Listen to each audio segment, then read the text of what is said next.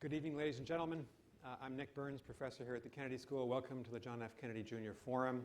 We have a discussion, possibly even a debate tonight, on the proposed Iran nuclear deal. And the question in play is this the right path forward for the United States and our European allies, or is it not? Is it a good deal, or is it a bad deal? Now, when we scheduled this forum last week, we were relatively confident there would be some kind of decision by now. But as all of you know, there isn't.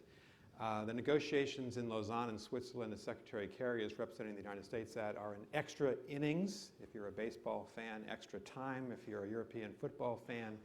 They're going into tomorrow or the next day if they conclude. And so our panelists are going to talk tonight about the nature of this deal, how we should sensibly approach the Iranian nuclear problem, i.e. the prospect that Iran might become a nuclear weapons power. How do you prevent that from happening? Is the best route through diplomacy with sanctions, or is the best route through confrontation and the use of force? We have four very distinguished Harvard Kennedy School panelists. To my left is Professor Graham Allison. Professor Allison is the founding dean of the Kennedy School. So he literally and figuratively built all the buildings here, built the school, hired most of the faculty, and has become in the process, since stepping down as dean some years ago, I think the most noted, celebrated international expert on the issue of nonproliferation. Has built at the Belfer Center, the world's finest center, and has given a lot of thought to this Iran issue over the last, we've been talking about it for 10 years.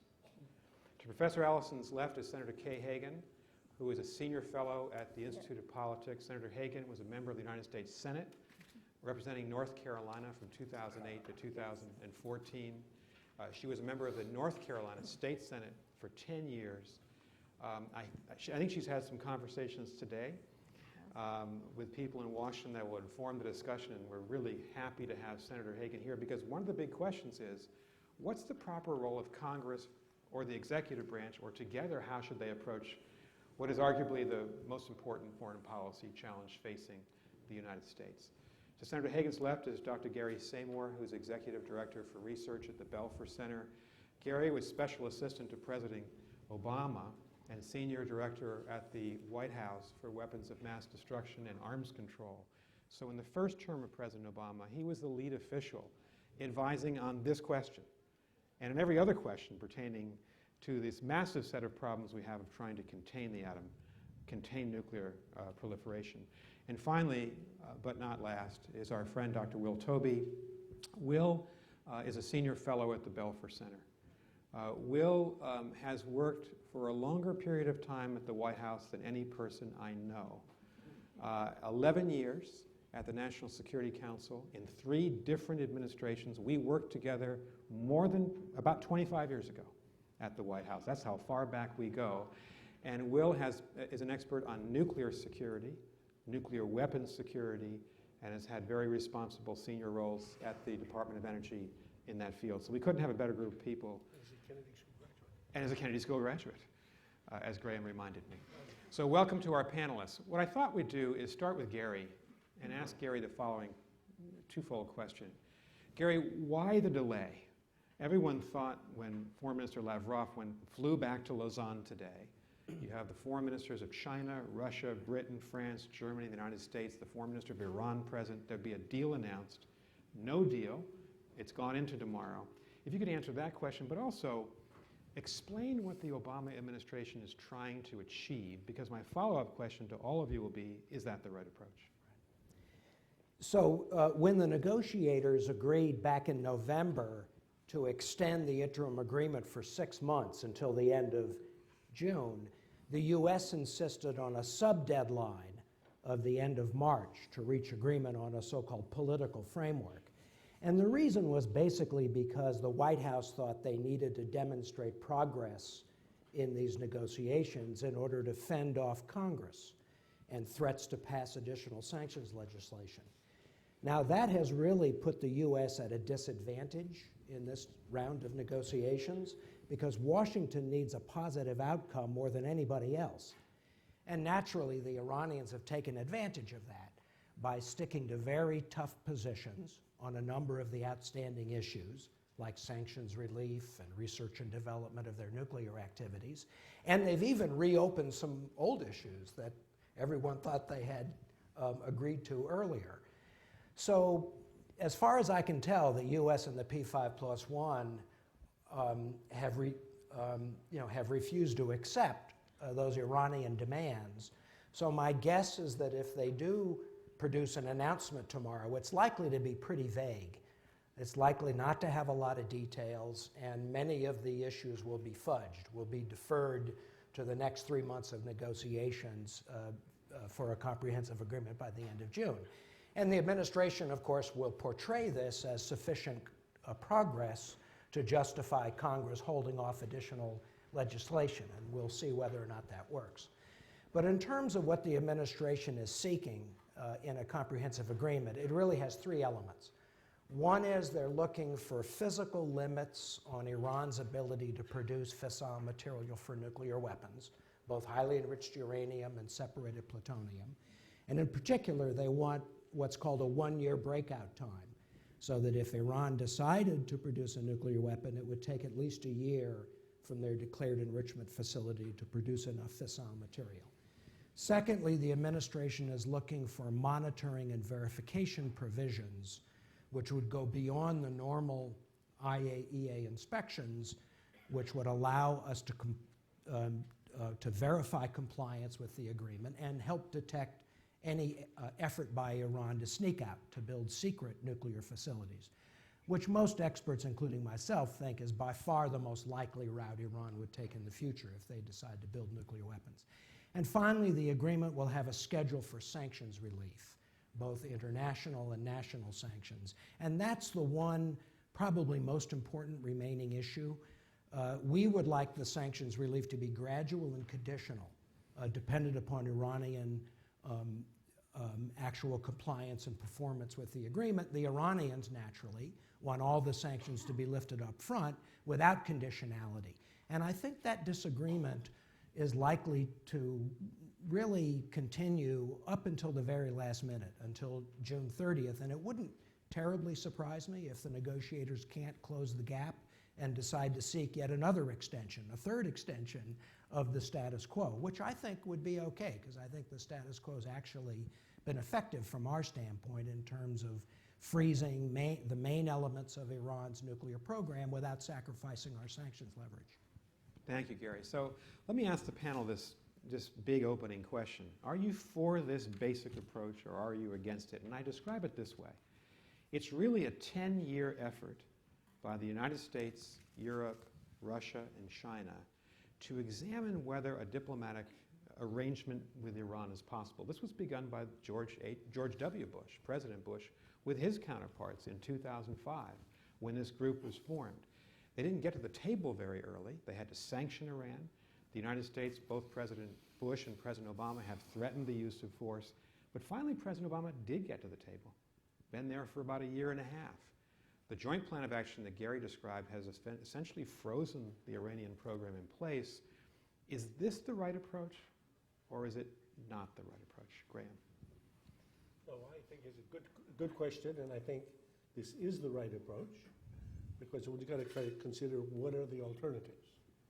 So the approach that's been taken is to try to figure out a negotiated set of constraints on Iran's activity that will keep it from having a bomb.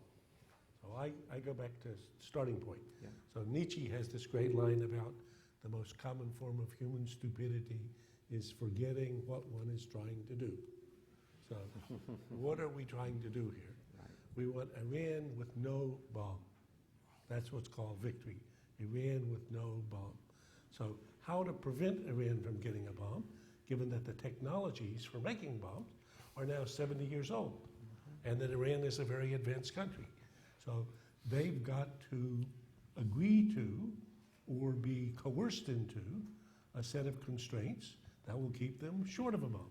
And what the negotiating effort has been is to find the terms of agreement that would keep them, as Gary said, a year short of a breakout, which is plenty of time for us to discover and interrupt them getting to the goal line, as well as other verification and transparency elements of an agreement that would again make it likely that if Iran were trying to sneak out or cheat and build a secret facility, they would be discovered.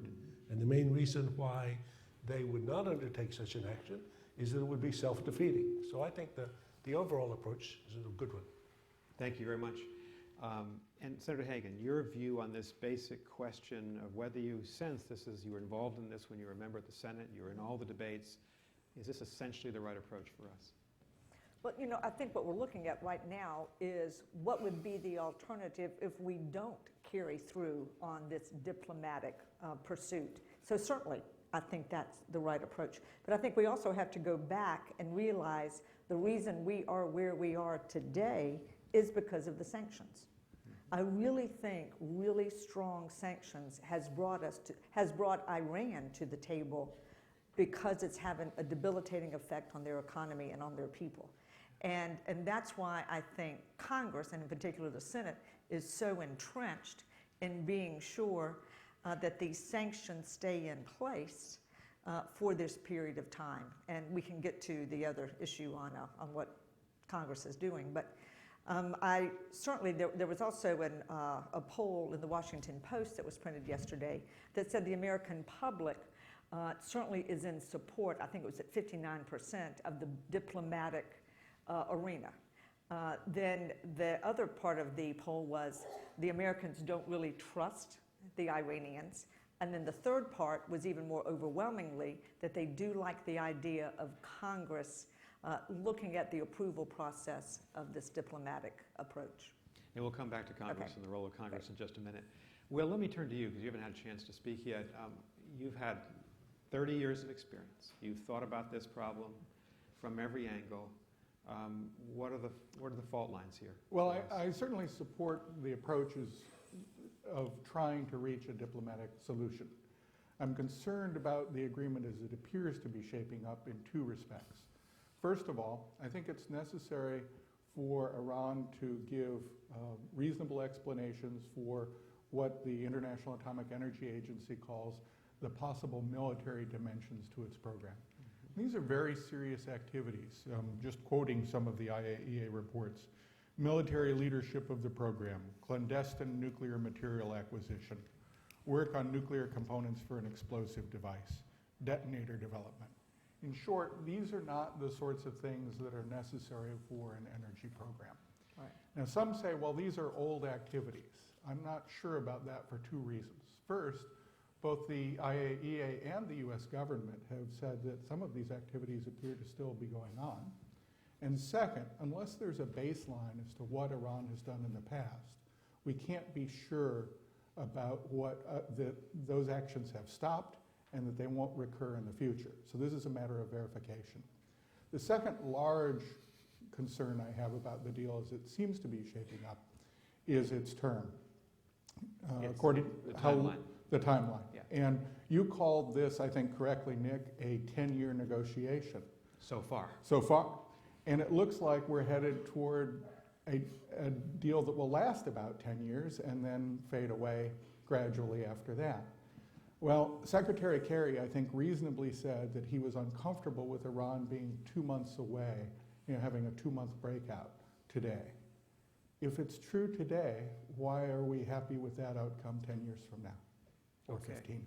And let me ask you a quick follow-up question, Will, because you mentioned your first concern is the military dimensions of Iran's program. The IAEA, which reports publicly on its website its findings on Iran, has been complaining, actually for years and until very recently, that the Iranians have not been answering questions. How big a problem is that for the administration and for the talks? I think it's a huge problem, and you're exactly right. They reported in detail on this in 2011 and have received information on only one of the 12 areas that they've cited on this. And even that information hasn't satisfied them. I think it's an indicator also of Iran's willingness to comply with the deal once it's signed. Good, thank you. So Gary, you gave us a very objective opening. What's your subjective feeling about this? And if you were advising the president, if you're still in the White House, would you be urging him to go down this path? I want to reinforce Will's point that you shouldn't think of this agreement as a permanent resolution of the problem. It doesn't represent a strategic decision by Iran to give up their interest in acquiring nuclear weapons. It's a tactical decision to accept limited constraints on their nuclear activities in order to get sanctions relief. And we shouldn't kid ourselves. It's not a solution. It buys time. It manages the problem. And the question is, at the end of the agreement, if it lasts that long, which I think everybody has to have a question about whether it will actually last 10 or 15 years, given Iran's propensity to cheat, the question is that gamble worth it? And I think that compared to the alternative strategies that are available to us, in this case, buying time, managing the problem, limiting, containing the problem is the best option we have available. Let me ask you a quick follow-up, Gary. So you talked about Iranian deception, cheating, deceit. They lied about their plan at Esfahan, uncovered by the Europeans. They lied about Natanz, their enrichment facility. They lied about Fordow. Mm-hmm. So President Reagan used to say, trust but verify about the Soviets. A lot of people, including the White House, are now saying, don't trust and verify. How important and how tough must the verification provisions be to enable any of us to support this deal? You know, for me, in many ways, the verification provisions are the most important part of the agreement because Iran using its declared facilities to produce nuclear weapons is quite unlikely because that would be exposed by the IAEA very quickly, and as Graham says, there'd be plenty of opportunities to destroy those facilities if we had to. My understanding, of course, these are details that haven't been made public yet, so we don't know exactly what the administration is seeking in terms of the inspection provisions. But from what I understand, they're looking for some kind of mechanism for expedited challenge inspections of suspect facilities, including those facilities that might be involved in the kind of military activities that Will was talking about. They're looking for some mechanism to actually report Iran's efforts to acquire materials and equipment. And obviously, if you keep track of that, it makes it harder for them to build secret facilities, as well as some other measures. And to me, once those details are made public, it'll make me much more comfortable to support this agreement, because then the argument will be Iran building secret facilities, or the risk of them building secret facilities, exists whether or not there's agreement. But if you have an agreement that gives you some additional means to detect and expose that cheating, then I think that's worth, in and of itself, that substantively is worth it. Thank you very much. I want to turn to Graham and then Senator Hagan, just to go a little bit deeper into some of the key issues that cross the line from policy into politics. And Graham, I'm going to start with you. You wrote a widely recognized article on the eve of Prime Minister Netanyahu's address to the joint session of Congress about a month ago, essentially saying that the proper way, you're going to describe it for us, to look at this is measure this prospective deal against the possibility of no deal, of the process ending. And if you could just take us through that analytical construct, what are the risks that the negotiations fall apart and we end up in a worse position than we're in right now with the Iranian program essentially frozen? Good question. So there's 3 or 4 elements. Let me try to be quick. So first, Prime Minister Netanyahu, in his both run-up to the speech and the speech that he gave for Speaker Boehner, basically said there's 2 choices, a good deal and a bad deal. Right. And I'm in favor of a good deal. Excuse me, I'd say. In any negotiation, there are 2 parties. So if for you there's a good deal and a bad deal, how about for the person you're negotiating with who's going to voluntarily, what's he going to pick? A bad deal? So I would say that's a false dichotomy. It's good for rhetoric, actually can maybe confuse some people, but it shouldn't confuse us. So the relevant question is the deal that is trying to be negotiated now, the details of which we don't know. So I think I agree strongly with both Will and Gary that a lot of devils are in these details. And we don't know what the details will ultimately be. But the deal that's trying to be negotiated is one possibility if it is negotiated and agreed. And the alternative is there's no deal. So let's then look at the world of no deal. So as a first approximation for no deal, we should say, what did Iran do when there was no deal, when there were no constraints? And what it does is install centrifuges and enrich uranium and stockpile more material. And actually, we have observed this over a period of 10 years, in which over 10 years, Iran went from being 10 years away from a bomb to being 2 months away from a bomb, if we listen to Secretary Kerry, who I think was correct. So you'd say, well, boy, that was working great. Okay, they didn't have any centrifuges, then they had 164, then they had 1,000, then they had 9,000, then they had 19,000. They didn't have any bombs worth of material, then they had a half of one, then they had one, then they had 7. They didn't have any medium enriched uranium, then they had a bomb's worth. So I would say, other things equal, they're going to go back to doing what they were doing before. And we will go back to sanctioning them to the best of our ability and trying to get other parties to sanction them, and I would say that's fine. But in the game between our sanctioning them and their crowding these red lines that get them closer and closer to a bomb, I think that's not an option we've been doing well with, because I just observed they've gone from 10 years away from a bomb to 2 months. So I think that option is not a very good one. Then I have another option. How about we bomb them, or somebody bombs them, the Israelis or we, or jointly? And I would say in that case, you toss a dice. I think there's no question we can destroy every target that we can identify. So that's not hard. The question is, but what happens after that? And I would say it's perfectly possible. I mean, if I think of 6 sides of a dice, 1, 2, 3, 4, 5, 6, 2 of them, well, there's a modest response, maybe 500, or our colleague Amos Yadlin has said maybe 1,000 missiles rained down The Israeli in Israel, expert. Yeah. in Israel, and he said we can live with that. You know, that's not, it's terrible, but it's not the end of the world. So that's the 2 good cases. In the 4 other cases, I think things get worse and worse and worse. And if I look at how many ways Iran has for responding in ways that would be very negative for us, a military option looks to me to be quite a dangerous option for us. Right. Quick follow-up, Graham. If the negotiations fall apart for whatever reason, what happens to the sanctions regime? What happens to the unity of China, Russia, the Europeans, the United States on the same side of the table? And what do you think Iran will then do? Do they speed up on the nuclear continuum? It's a great question.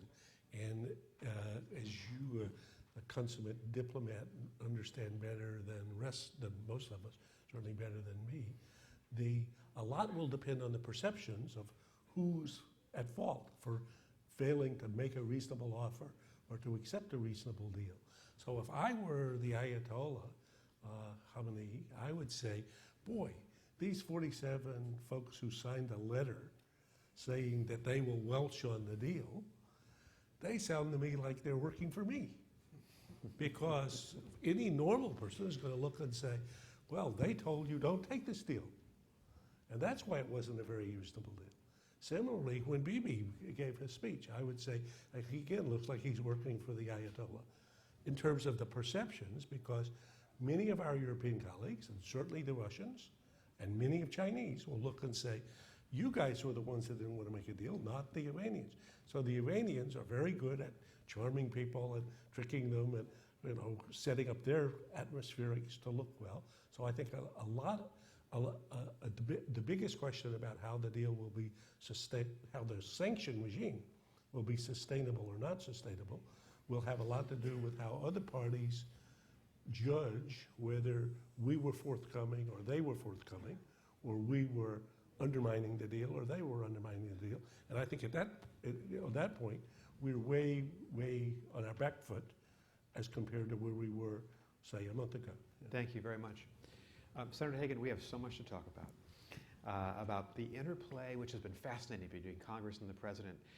When I was the Iran negotiator for Secretary Rice, 2005 to 2008, it was at the very beginning of this process. We created the P5+1. We began the sanctions regimes, the UN Security Council sanctions.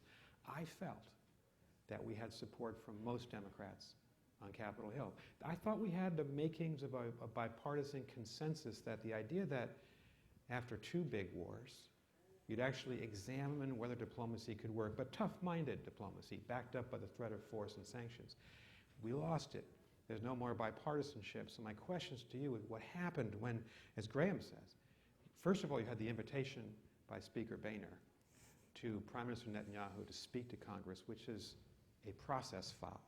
The White House in any administration, Republican or Democrat, has got to be involved to give consent to that invitation. It didn't happen. The president was surprised by this. Second, 47 of your former colleagues, all Republicans, sent a letter to the Iranians basically saying, don't negotiate with the Obama administration. And third now, and we were talking about this in the green room, there's this bill by Senator Corker, very respected, chairman of the Foreign Relations Committee, respected, I think, in both parties, Very much that might approve or disapprove the bill. What do you make of all this? And what do you think? How's Congress going to react? Well, first of all, last year, I served on the Banking Committee and the Armed Services Committee, and the Banking Committee had jurisdiction over the sanctions. So we, on a bipartisan basis, ramped up the sanctions that I really do think put a lot more pressure on the Iranians to come to the table, more so currently. And in the NDAA, we actually did some further sanctions.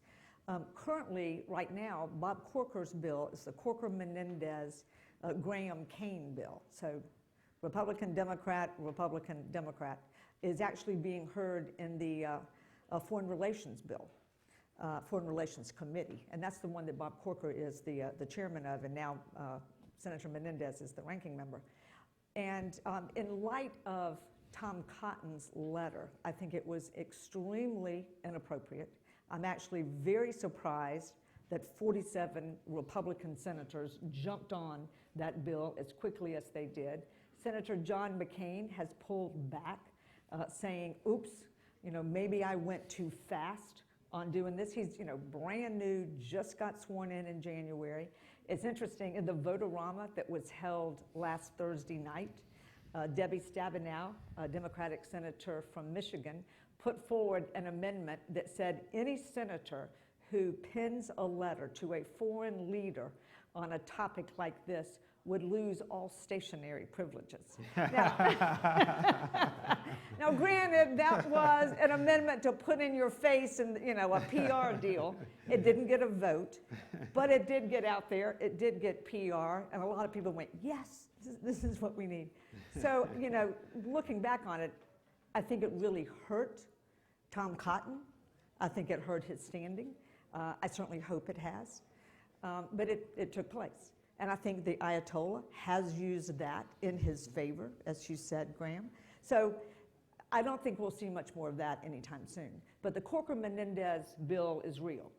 I've talked to a number of senators today on this bill, and I've actually got some numbers for you. There are 13 Republican senators that are co-sponsors. There are 9 Democratic senators. I hear there's 3 more who have agreed to also put their names, 3 more Democrats. So we have a total right now of 62 individuals that have said, well, if you get all the Republicans on the bill, you'd have at least 62 individuals who would vote for that bill.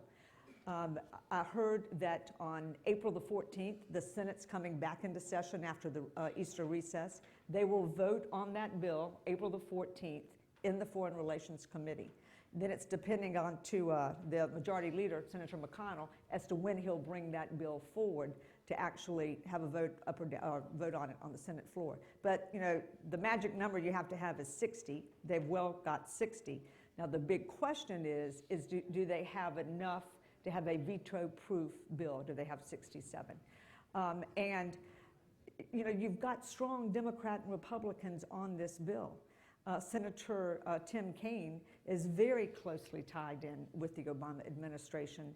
And I think there's, I was supporting a new AUMF in order to go against ISIS. Senator Kaine is the one who's really been pushing that with the Obama administration. A lot of people are saying, why isn't the administration actually supporting this bill? So because it's, the bill itself says, we want to approve this agreement, or we have a disapproval resolution, or take no stance on it. And it would not take effect until after the final agreement is reached.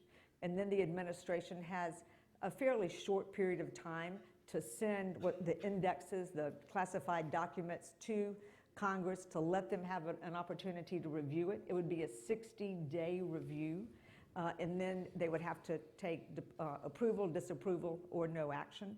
But the other key point in the bill is that the administration, I think it's every 90 days, would have to report back to Congress. Let's see, every 90 days, the president would have to certify to Congress that Iran is living up to the obligations created in the agreement. And the other key is that if Iran has violated the agreement, then the president would have to submit to Congress in 10 days that this violation has occurred. And the point there is, let's not get in a situation where North Korea, areas like that a deal's done and nobody ever gets back to Congress. That the deal is falling apart. Yeah, the deal's falling apart. I Yeah. mean, this would be Yeah. an ongoing for 10 years, 15 years, this 90-day certification process. And then don't forget, the president needs like 34 votes in case he wants to veto it. So if there's strong approval for this, the question is, why isn't the president embracing this?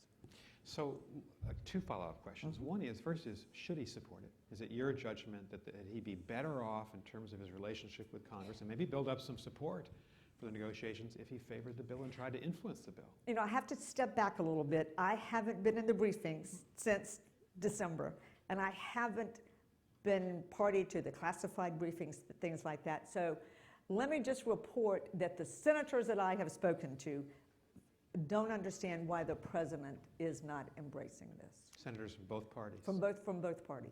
Yeah. And you know, one of the things, you know, Chuck Schumer is going to be the new minority leader. Chuck Schumer's on this bill.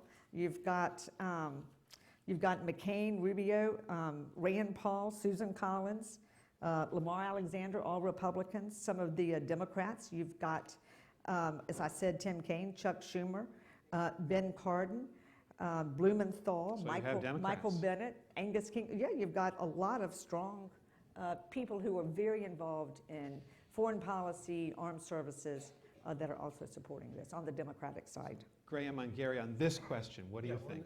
On the Kirk-Menendez bill, you were a co-sponsor or you On endorsed? the earlier version, yes, Yeah. but there's a lot more sanctions included in that, and there's a big pullback that's not where we need to be going right now.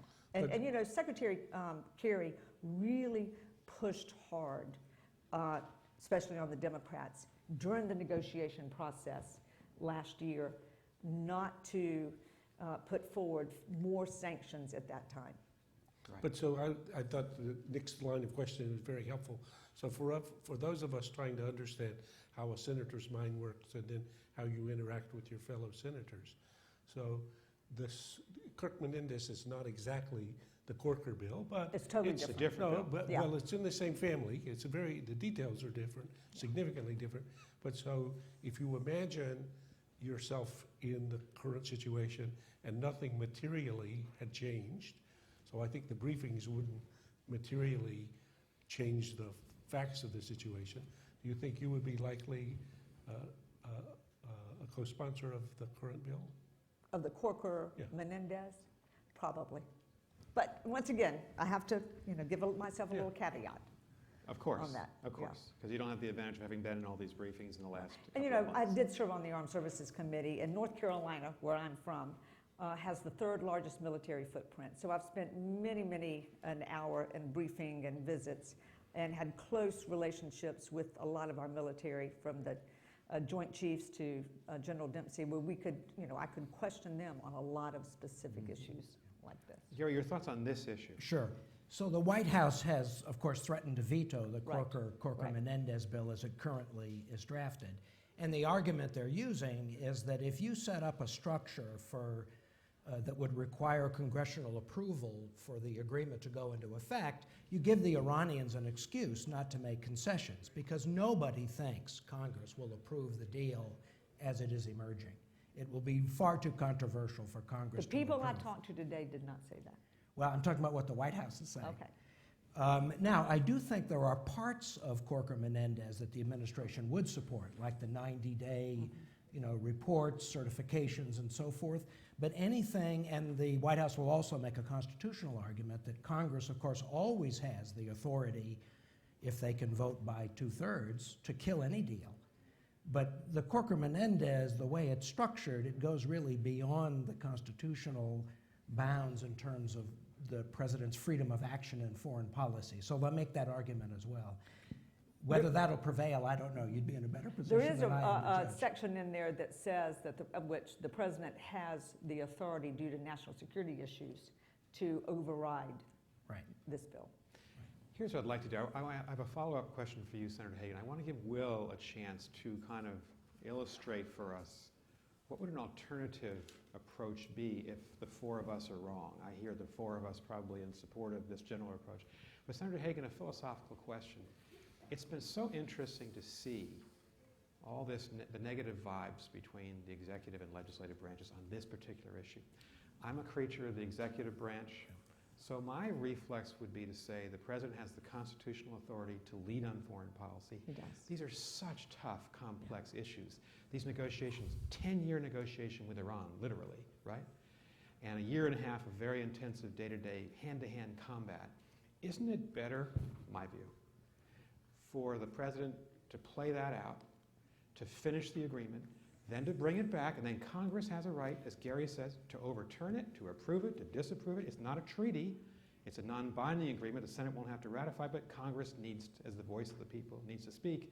But now you have Congress intervening with the letter of the 47 Republicans and with a Corker bill. They could be voting essentially to approve or disapprove before the president even finishes the negotiation. What's wrong with that? You know, you've got a very, very good point. I think part of this language is, of course, you know, this has been threatened for a year now. You know, I know the extensions have taken place several times. Twice. And I mean, personally, I think diplomacy needs to work without intervention. But at some point in time, the way the senators were expressing to me was that nothing's going to come under this bill until 60 days after the final agreement is reached, before anything is reported. And so they are saying that this bill is sort of setting the template, but it's not going to take action or effect until after a final agreement is reached, which should give the diplomacy, shouldn't interfere with the diplomacy. And I think Secretary, I'm sorry, it's just I know, an interesting I know. point. I think, Secretary will say, just leave me alone. Let us do this. I think the White House would say, Yeah. but if for any reason the Congress essentially votes to repudiate the president's path, it's bound to have an impact on the Iranians. I guess and on you're the taking others. the assumption that it would repudiate it. A lot of the guys I talked to today felt that, you know, I can't speak, but, you know, what would take place. But they're hoping, as is the American public, that diplomacy works. Well, let's all hope it works. Yeah. Thank you very much. You Before know, we go to one questions. other thing, you know, Yeah. the president right now has the authority from the executive order. The big question, too, is the sanctions, the way I understand it, at some point in time, has to be taken down by congressional mandate, by a congressional vote. So why not go ahead and do something like this to say, if such and such takes place, then Congress will do away with these sanctions Right. by legislation, which ultimately is going to have to take place. Yeah, but what Gary said, I mean, again, from all the executive branch people I talk to, they say there's not a chance in hell that the sanctions will be repealed by Congress. So indeed, and a member said to me, if the Iranians convert to Judaism and agree to speak English, there will not be a vote to repeal sanctions from this Congress. So, Not this Congress, no. yeah, that's what I'm saying. Yeah, So the okay, Congress we no. have, but that's the Congress we have for the negotiations that we have. So I think that, Gary, you'd say it's 90% that the White House will say absolutely not, or it's only 60%? I think if the White House believes it, as long as the White House thinks it can sustain a veto of Corker-Menendez, they will oppose it. But as soon as they think it's getting very dodgy and they're very close to perhaps losing that override vote, then they'll engage with the Senate and try to negotiate something they can live with. I agree with that. Right now, my sense is that they're pretty confident that they can, Got the 34. Yeah. that they have enough votes to override. But that could change, and if it changes, then I think they'll become more willing to negotiate with Well, it's Congress. getting tight. It's a 5 vote, the way I look at it right now. It's going to be very close. Yeah. It's going to come down to Yeah, just a Schumer. handful of senators. Yeah. Thank you. We'll come back to this. We're going to go to your questions in just a minute. There are 4 microphones here, so prepare your questions, but we got to give Will an opportunity. And here's where I'd frame the question to Will. General Marshall, George C. Marshall, who ran the Second World War for FDR, used to conclude staff meetings sometimes by saying, tell me how I might be wrong. Tell the 4 of us who've been speaking positively about this approach how we might be wrong. Well, I think the administration itself has said this. So I've said that I think that the 2 deficiencies that we've seen so far are failure to get to the bottom of these possible military dimensions Right. and the term of the agreement. Let me focus on the first. And let me quote from the White House fact sheet on the agreement, the agreement that is now in place.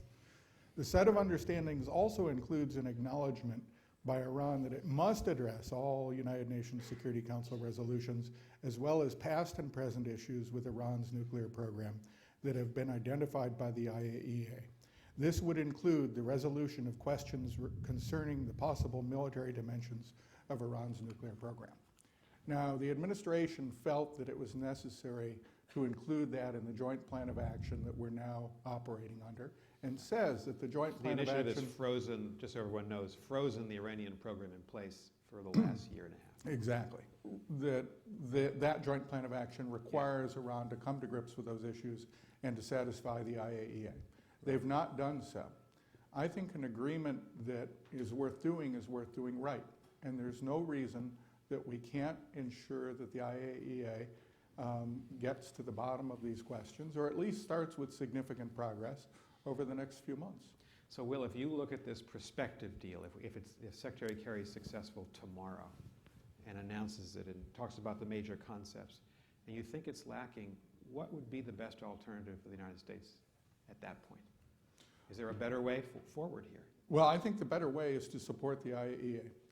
And it looks like whatever would be announced tomorrow will be so general that it wouldn't rule out this as a possibility.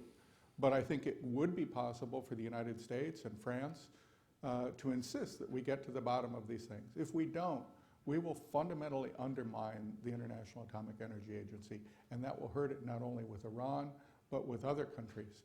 And if Iran doesn't have sufficient reason to come to grips with these issues now, why on earth would they do so once sanctions are being relieved? Thank you very much. We're going to go to your questions. There are 2 mics on the floor, left and right. There are 2 mics in the 2 illuminated balconies. I have some requests. Please identify yourself by name. Please ask a question with a question mark attached to the end. And please keep it brief and welcome. Hi, my name is Ben Bolger, and I'm a Harvard alumnus. And I have a question. Following the end of the Cold War, it seems that we have been less aggressive in terms of general nuclear arms reduction. And I'm wondering, in this context, are we giving encouragement to other countries to develop a nuclear program? If we step away from Iran itself, what can we do to aggressively disincentivize other countries from becoming nuclear states? You come to the right place to ask that question. Graham Allison. Well, I'll try that. I mean, this is a long subject, and I would love to give my 50-minute lecture, but just very briefly. I think that President Obama, at the Prague speech in the first year of his administration, held forth the vision of a world free of nuclear weapons and embraced an argument that's been made by 4 of the great Cold Warriors, Henry Kissinger, Sam Nunn, Bill Perry, and George Shultz, that we could really imagine a world without nuclear weapons. That was a very idealistic stretch. President Obama said, probably not going to happen in my lifetime, but we should be moving towards there. I think if we were asking about the world today, you'd have to say that looks much more distant and even ephemeral, or not ephemeral, but certainly distant, and maybe a much. It's hard to see that as an achievable goal, because there are many other states that have nuclear weapons. So,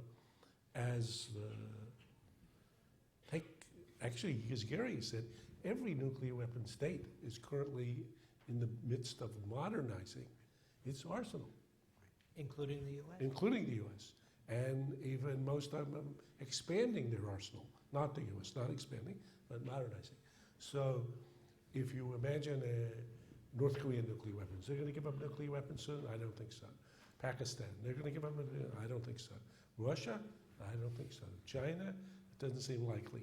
So I think the problem, and we're going to see this, because the Non-Proliferation Treaty, which is the agreement by which 187 countries have actually forsworn nuclear weapons. So it's a fantastic success, but it comes up for review at a review conference every 5 years, and there's one coming up in next month, April. in New York. So you're going to get a very elaborate version of this argument in which many states are going to say, the deal, I thought, was you're going to be reducing your number of nuclear weapons and reducing the role of nuclear weapons in the world and actually moving towards zero, but we don't seem to think that's what's happening. And so why is it that we have to not have nuclear weapons and you think that you need nuclear weapons? So I think the question is a very good one, and I think it's it reminds us that nuclear weapons are not something apart from the basic dynamics of international politics. Many states acquire nuclear weapons because they believe that's a security blanket for them, and so to the extent they feel insecure and the technologies provide them this option, they're going to be very interested in it. So I think we're in a hard place there. Sorry for a long answer. No, great answer. Will? I just have two quick points. Since the end of the Cold War, the U.S. nuclear arsenal is down by 80%. So there have been significant reductions. Will, what were the in US numbers like in 1990 versus 2015, Well, roughly? At the top, we were at like 65,000 U.S. and Soviet. Yeah, I think we're down from 30,000 to about 5,000. And our deployed weapons are much smaller than that. We have a reserve stockpile. So anyway, the numbers are much smaller than they once were. And second, I think the evidence is that pursuit of nuclear weapons by other nations is largely unrelated to the size of the U.S. stockpile. I don't think North Korea decided to get nuclear weapons now. In fact, its most progress has been during a period of U.S. decline. Similarly, Syria's attempt at nuclear weapons. So I'm not sure the two are actually that well related. Thank you very much. Yes, up in the balcony. Hi, my name is Ignacio. I'm a student at the college. You sort of touched on this at the beginning of the forum. Iran holds some type of pressure in many Middle Eastern conflicts, be it Iraq, Syria, now Yemen. What do you think are the chances of, if one of these conflicts goes wrong for Iran, that they backtrack from the agreement and start their nuclear program again, just to make sure that they can exert influence in the region? That is a great question. And could I just ask the panel to think about this question from that perspective, but also from the following perspective. If the president wants to proceed with a nuclear deal with Iran, at the same time, as General Petraeus just said publicly, Iran is expanding its power in the Sunni world, in Syria, Iraq, Lebanon, and Yemen, do we have to simultaneously work with them on nuclear issues and push them back on the conventional side? Gary, what do you think? Sure. I think, the big concern in the region is that a nuclear agreement between the U.S. and Iran will lead the U.S. to acquiesce or even, cooperate with Iran in being more aggressive and expanding its influence in the region. And Saudis in particular have this fear. I think in a lot of ways, the Saudi and the Gulf attack on Yemen has actually helped the administration to demonstrate that it's prepared to support its allies opposing Iran in the region, even while we're negotiating a nuclear deal. So I think Nick really got to the heart of it, which is that we're going to have to balance, given how crazy and complicated the Middle East is, we're going to have to balance a lot of different, very contradictory situations. So we can have a nuclear deal with Iran at the same time that we're helping the Saudis attack the Houthis, who are Iran's allies in Yemen, at the same time that we're effectively working with the Iranians and their allies in Iraq to attack ISIS. And the situation in Syria is even more complicated. But I don't think there's any alternative to that. That's just the nature of the world in the Middle East, and we have to show tactical flexibility to do several different things at the same time. Maybe, Senator Hagan, I can just ask you this follow-up from this excellent question. Will the Congress support, in essence, a buildup of American defense assistance to Egypt, Saudi Arabia, the Gulf states, Jordan, as a way to try to contain this big expansion of Iranian power in this Shia-Sunni struggle that we see underway in the Levant? I think so.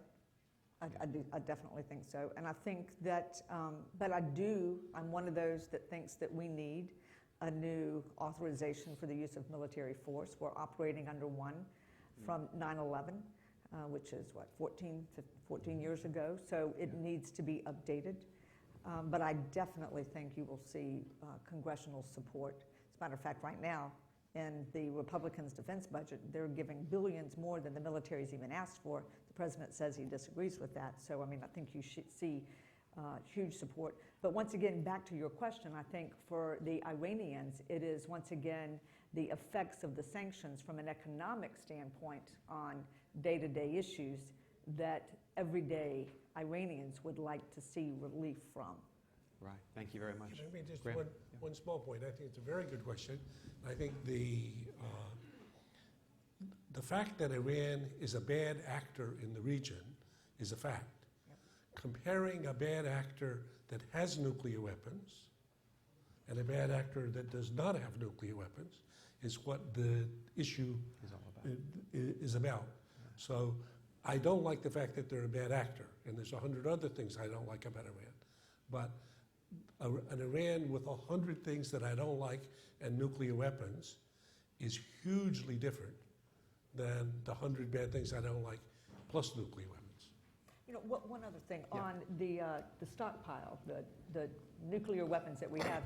I chaired the subcommittee called Emerging Threats and Capabilities, and we had reviews on every 6-month basis on the actual working with Russia on reducing the stockpiles, and then working with the Russians on the chemical weapons in Syria. You know, a lot of cooperation, believe it or not, taking place in areas like that. But then again, you don't need a whole lot of nuclear weapons to have mass destruction. Thank you. Yes, sir. We'll run it. Hi, I'm Eli Rosenbaum. Eli, nice to see you. College, law school, and most proudly Kennedy School graduate. Thank you very much to the panel. If there's a deal, will that have a halo effect on diplomacy more generally and the ability of diplomacy to solve some other intractable problems like Israel-Palestine or ISIS? Thank you very much. I think we should ask our chief diplomat. Well, I'd open this to the panel. I'd just say I think it's a great question because we haven't had a president since George H.W. Bush who's talked publicly about the value of diplomacy so often as President Obama has. And we have a Secretary of State from our home state here in Massachusetts who exemplifies that every day. I mean, he is out there working these issues. And so I think, as a lot of us, I think, whether we're Republicans or Democrats, felt that after 9/11, after the two big land wars, there had to be another way for the United States to work with the world. It couldn't just be confrontation. I think you saw in the second term of President Bush, particularly under Secretary Condi Rice's influence, we turned to negotiations on Iran and North Korea. In 2005 and 2006, North Korea didn't work out. Hopefully Iran will. But I'd open this question up to the panel. Who wants to speak up for diplomacy? Graham, you have. I am a unlimited supporter of Nick's initiative here to try to revitalize diplomacy as an instrument in the, or as an element in the arsenal of American engagement with the world.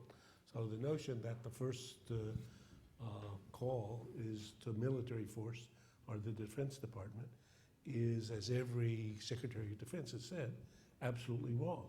And it ends up with the Defense Department and the military addressing problems that they're not well equipped to do. It's not their particular expertise. And in any case, it's not the instrument of choice.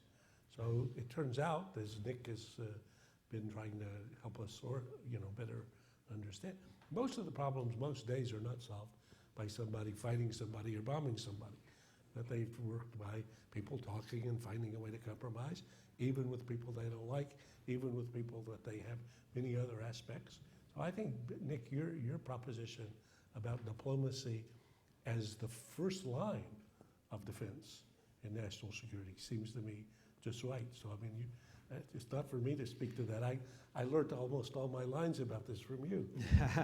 Well, I will say this. I think that if you look at our success in Bosnia 20 years ago when Richard Holbrooke negotiated the peace there, it was a combination of diplomacy backed up by force. If you look at President Bush and Obama's Iran strategy, it's a combination of diplomacy backed up by the threat of force and what you voted for, the toughness of sanctions. So diplomacy can be used in combination with these other I think attributes. what you said is right on point. I mean, diplomacy is certainly, to me, the first and the answer. And when we look at the military and from the defense standpoint, I'm from the South. So many of our young men are the ones who are signing up, volunteering for this all-volunteer force. I have 2 nephews. One's a fighter pilot, flies F-15s. The other one's a Navy SEAL. I'm a mom of 3 young adults. So you've got to look at that perspective and certainly hope and pray that diplomacy is the way of the future and that we can certainly work as hard as possible to be sure it takes place. Thank you. Yes, sir.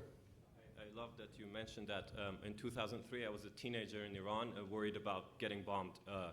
And since I've been for many years. But so this side of the story is just as important. But what I want to say is something that I see missing from these conversations is that Iran's government is seen as a monolithic entity, and it's not accounted for that the people of Iran have some say into what happens. And when sanctions have increased over time, the people have also supported the nuclear program actually more. They have, because they're very proud people. Like, if you look at the polls, they've started to support the program rather than the other way around. So the question I have for you is, what is the long-term progression you see for the Iranian government and how it will act in the region, given that these negotiations fail? Given the alternatives, as in if there is a war or if there's more sanctions, do you see the case that the Iranian government is going to get even more hawkish than it is now? And do you consider the fact that the current negotiations can make the Iranian government move towards a more democratic and basically dove-ish character? Thank you. Thank you very much for your question. Gary? Yeah, I mean, it's a very good question, and I think it's one we can't answer. I mean, there are different theories about what the results of the negotiations will have on Iran's domestic politics. Certainly, Rouhani and Zarif are whispering to us that if we're generous and we give them a good nuclear deal, it will empower the moderates to overcome the hardliners and move Iran toward reform and much more moderation. But the other theory is that if there's a deal, the supreme leader will compensate the hardliners by limiting Rouhani's freedom of action and strengthening Iran's aggressive behavior in other areas. I just don't think the U.S. has enough of an understanding about Iran's politics, which is so opaque and complicated, for us to let that calculation be part of our judgment. We have to negotiate a nuclear deal that serves American interests. And what happens with Iranian domestic politics, that's for the Iranian people. I mean, I hope eventually they decide to get rid of this government they have, which is not a very good government.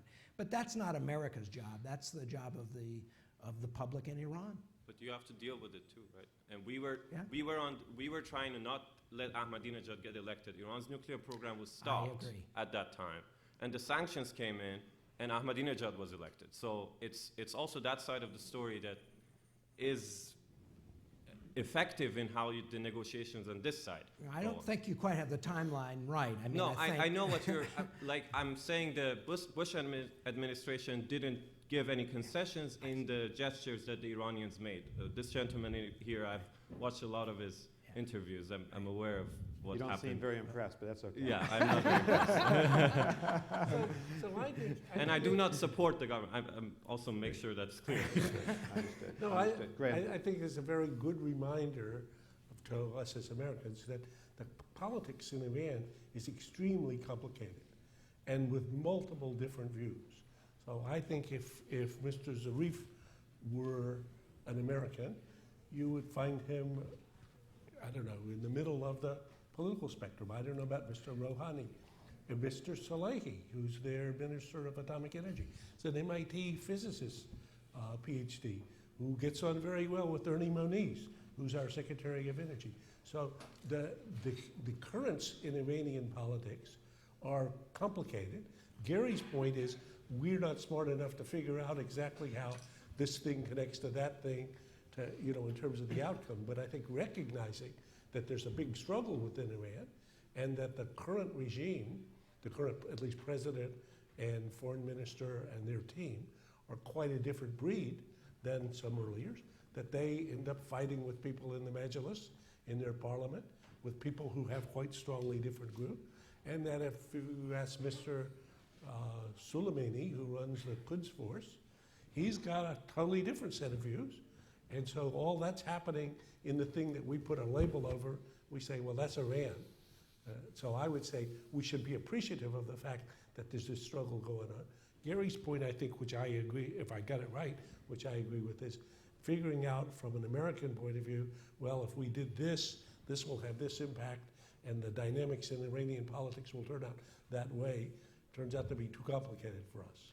I think one of the problems for Secretary Kerry is he's negotiating with reformers, Zarif and Rouhani, but we all know the ultimate decision maker is the Ayatollah Ali Khamenei and the Revolutionary Guard behind him. And so which Iranian government will make the decision? Will?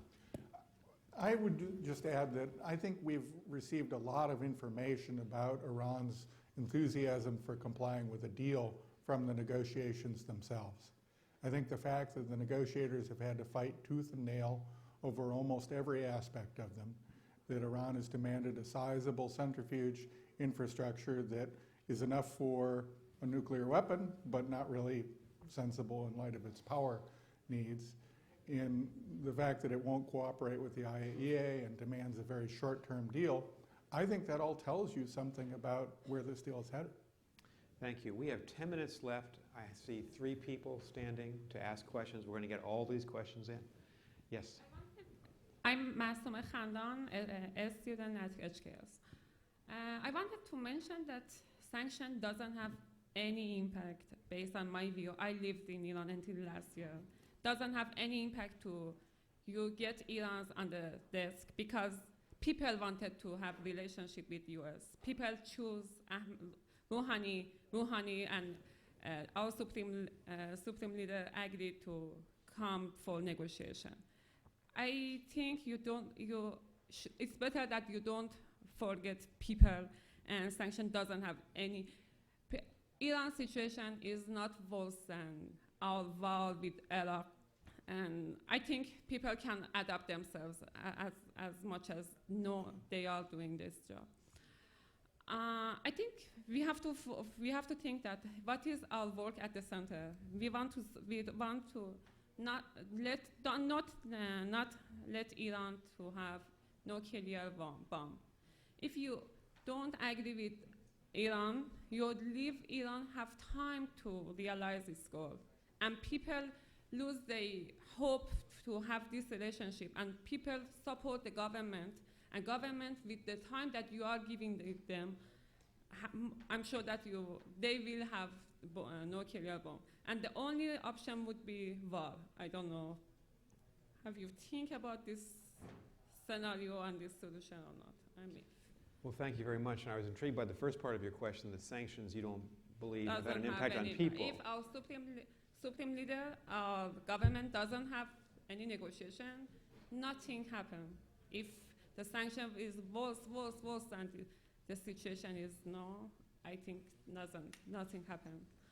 The other things that if we don't reach agreement, we get time to the government to reach nuclear bomb, if it's supposed that it would have. Gary, so when you sat in the White House in the first term of President Obama, you had to be thinking, what's the impact on the Iranian people, their sentiment towards the United States? How does that translate into behavior by the Iranian government? Right. You know, President Obama started by trying to reach an accommodation with the Supreme Leader, and that failed. I mean, the U.S. Made an effort. I think in many ways the 2009 Green Revolution may have convinced the Supreme Leader that the U.S. couldn't be trusted, because from his standpoint it was another American attempt to overthrow the Islamic Republic. So as a consequence of the failure to engage with the supreme leader, Obama decided he had to build up pressure through the use of sanctions. And I think he was very successful in building up what are essentially bargaining chips. I mean, in these negotiations, the quid pro quo is sanctions relief for nuclear constraints. That's what they're bargaining about. And it may very well be that the sanctions have not been, effective enough to force Iran to capitulate, but nonetheless it has led the Iranian government, it helped President Rouhani be elected, and then I think it has led the Iranian government to seek relief from the sanctions, and they're willing to accept some nuclear constraints in return. Thank you very much. Yes, in the balcony. Good evening. My name is Philip Gardner. I'm a graduate student at the Center for Middle Eastern Studies. Most of the panelists stated that they thought that after all these negotiations are the only game in town, there's nothing left. And it was also mentioned that these negotiations were started under the Bush administration. I think therein lies the problem, does it not? That the reality is these negotiations are no longer backed up with a credible threat when there is no one left in the Middle East after the Red Line speech and the general policy of the Obama administration to avoid confrontation in the Middle East, who really believes that there will be any sort of other option put forward by the American government other than these negotiations. And I think this was touched on by saying how weak the US bargaining position is now, because everyone knows they need the agreement the most. So really, can there be effective negotiations as long as President Obama is in the White House? So that's a very pointed question, Graham. What's your assessment? I would say Gary was working in the White House. So. Right. What do you Yeah, think? so look, I mean, both President Bush and President Obama have tried to avoid going to war against Iran over the nuclear issue. But at the same time, they've both made it clear they were prepared to use military force if necessary to stop Iran from getting a nuclear weapon. And the fact is, Iran could be much closer to having a bomb now. From a technical standpoint, there's nothing that prevents them from producing 90% enriched uranium. Why haven't they? My theory is that it's out of fear, it's out of deterrence, that Iran is moving forward in its nuclear program, but in a way that they calculate will avoid triggering an attack from the United States or Israel. So I think, in fact, Obama's threat to use military force, if he had to stop Iran from getting a nuclear weapon, is credible. And I've been with Obama, and I think he was serious when he said it. But that doesn't mean he's going to bomb Iran if there's a much more attractive alternative available, and that's diplomacy. So that's what we're trying to do now. The next president will have to deal with the same problem. Thank you very much. Yes? Hi. I have a question regarding the overall foreign policy of the United States. I would like to know what type of Middle East is in the national interest of the United States? Is it a stable Middle East, economically prosperous Middle East, or a Middle East with a slightly having conflicts from the gun lobby in the US? And if you could explain the effect, the influence of lobbies in the US, like Jew lobby, gun lobby, how these lobbies shape the foreign policy of the United States. How important are these?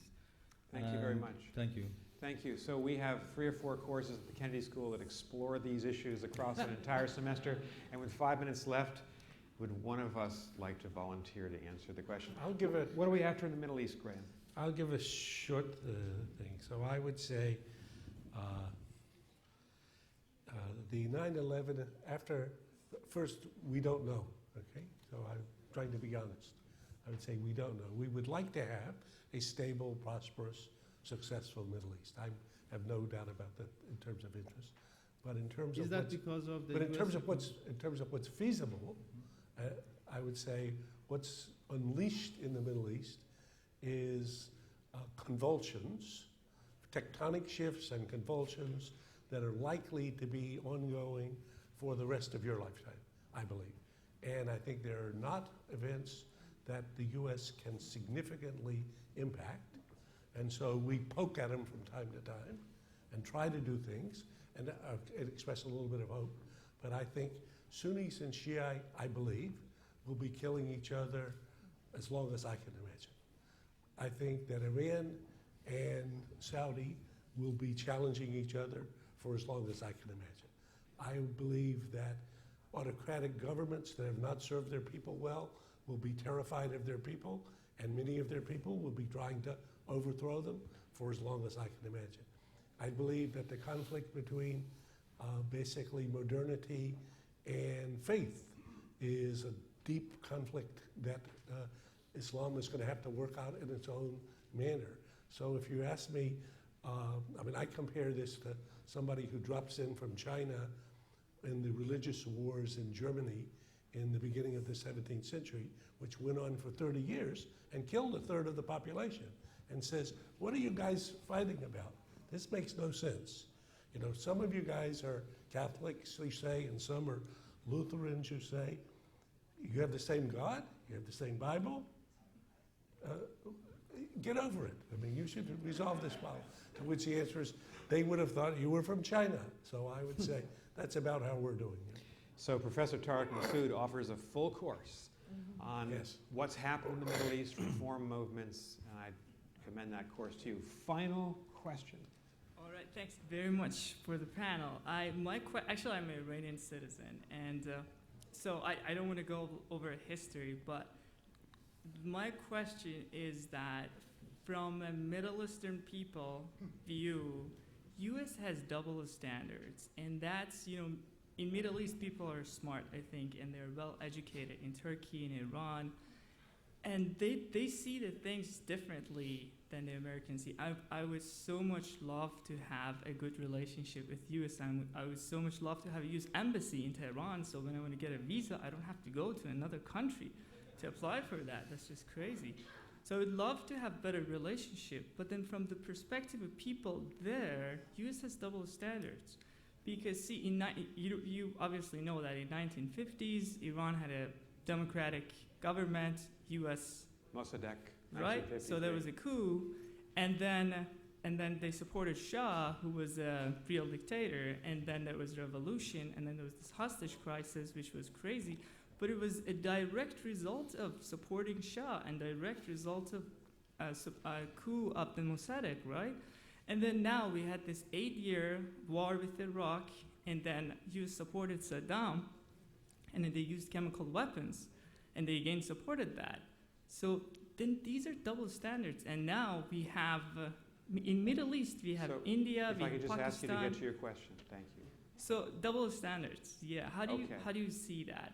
So we were talking about this, and a couple of students in my class are right here in the front row yesterday. And maybe I'll just ask each of you to say just a word, and we'll conclude the evening. We have had a separation and divorce, the United States and Iran, for 35 years from each other.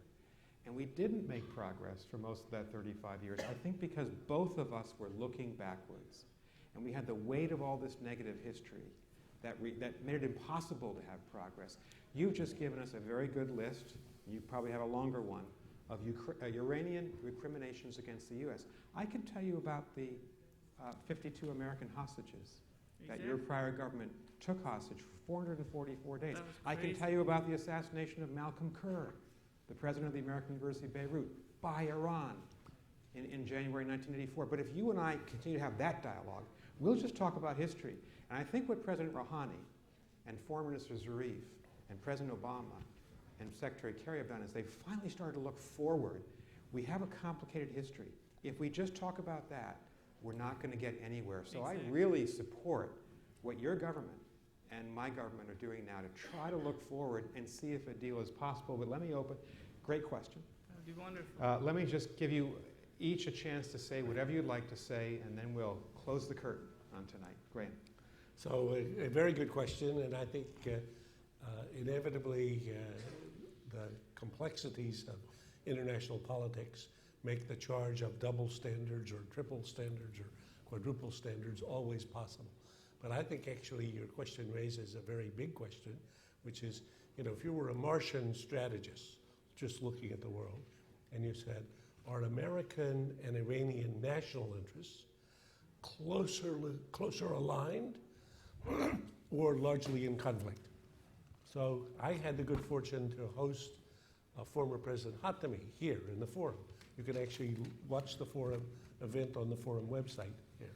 And one of the first questions I asked him, so I said, I've been just trying to think about this as a simple American, about the interests of the US and the interests of Iran. And I would think, looking at the record, first, who was your number one enemy in the whole world that you feared? Iran. Soviet Union. Who took them out? We did. Right? Who was your second most feared enemy in the world? Saddam. Who took him out? We did. Okay. Who is your third most worried enemy? Al Qaeda. Who is it that's fighting him? We are. So you owe us. And I'm sure you've got a response. Senator Hagan. President Khatami's response How did he was, respond? He was a very good response. He said, there's this interesting point. He said, but usually if you would like to be paid, you should consult somebody in advance. Senator Hagan. I think several things. One, I think I need to take your class.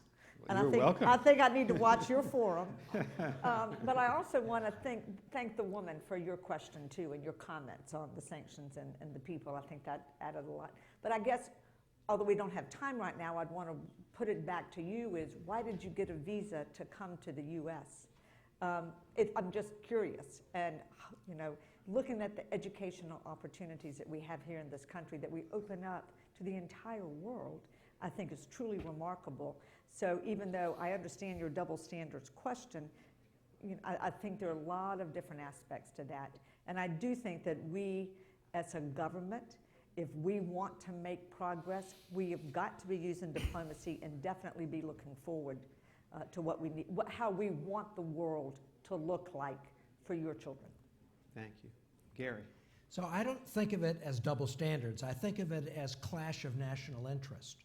I mean, you know, on the nuclear issue, Iran, for reasons that make perfect sense from Iran's standpoint, wants to have the ability to build nuclear weapons. The U.S. wants to stop Iran from having that ability. On terrorism, Iran sees Hezbollah as a very important ideological partner.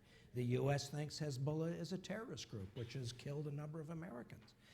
And as Graham said, there are areas where we have common interests. So, you know, to me, the challenge of managing the relationship is finding ways to neutralize or to, you know, even resolve some of the areas where we have a clash of interest while trying to take advantage of those areas where we have common interests, like the fight against ISIS. But I think in sort of foreign policy, it's best not to think of it as in moral terms. It's best to think of it in terms of different national interests and a complicated pattern of conflict and cooperation. Thank you. Will, you get the very last word. Thank you, Nick. Well, I'm going to start by agreeing with you that if we dwell on past recriminations, it will make it more difficult to make progress.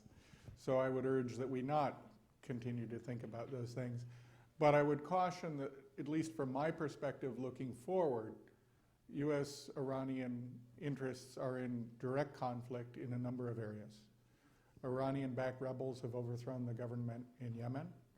Iran supports the Assad government in Syria, which is brutally repressing its people and has resulted in the deaths of a couple 100,000 people. On the borders of Israel, Iran supports groups that like to fire rockets into Israel and conduct terrorist attacks. Those are issues that are not easily overcome. So there is so much more to talk about, and we will be talking about this issue at the Kennedy School. I want to thank everyone who's been here tonight. I want to thank these great students, brave students who asked good questions, and thank these 4 fantastic panelists. Thanks for being here.